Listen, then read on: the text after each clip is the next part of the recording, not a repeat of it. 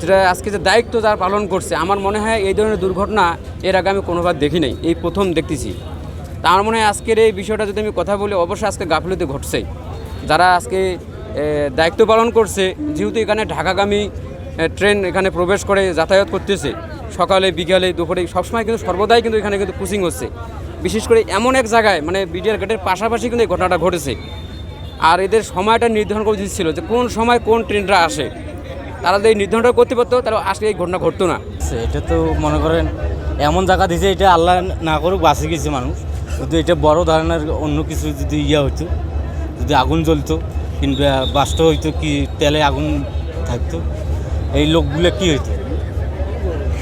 আর ওই ট্রেনটা তো এটা ডাইরেক্ট আসে হিট মারতো, এটা তো খাড়া ট্রেন। এই খাড়া ট্রেনটাকে মনে করো এই ট্রেনটা ডাইরেক্ট আসে হিট মারছে।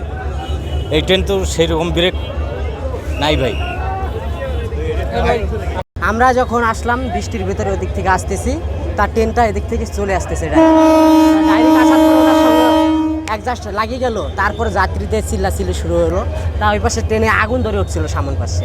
তা আমরা যখন দেখলাম তখন যাত্রীরা একসঙ্গে নামা শুরু করলো রোড থেকে। রোডে বিচ্ছিন্ন সৃষ্টি হচ্ছে, এই পাশে গাড়ি চলাচল করতে পারছে না, দুই পাশ থেকে যানজট শুরু হয়ে গেছে। এই পাশের মানুষজন এখন সচল থাকতে পারছেন না, মনে করলেন এই পাশ থেকে ওইদিকে মেডিকেলে যাবে, রোগীরাও ঠিকমতো যেতে পারছে না, অন্য দিক দিয়ে যাওয়া যাচ্ছে না। আসলেও আমার মনে হচ্ছে এখানে অবশ্যই কোনো ভুল ত্রুটি আছে, যেহেতু রেল কর্তৃপক্ষর আসলে কোনো সমস্যা আছে, কারণ ওরা দায়িত্বটা মনে হয় সঠিকভাবে পালন করতে পারে নাই। না হলে তো এটা হওয়ার কথা ছিল না। এই জায়গায় আসলে কোনো রেল কর্তৃপক্ষের আমরা সবাই যাচ্ছি, রেল কর্তৃপক্ষ সচেতন হোক, সকলে এদিকে দৃষ্টি আকর্ষণ করুক, সবাইকে এদিকে লক্ষ্য রাখতে হবে, এটাই আমার কামনা। আসি দেখলাম যে একটা ট্রেন পড়ে গেছে, অ্যাক্সিডেন্ট হয়েছে, আর 3টা ট্রেন মোট আছে এখানে লাইনে। এই লালমনি এক্সপ্রেসটা 6 ঘন্টা লেট ছিল, এটা ওয়াশপিটে নেওয়ার জন্য কাজ করার জন্য লাইনে ঢুকাইছে, আর এইটা আসে মারিয়ে দিয়েছে পিছন দিক দিয়ে।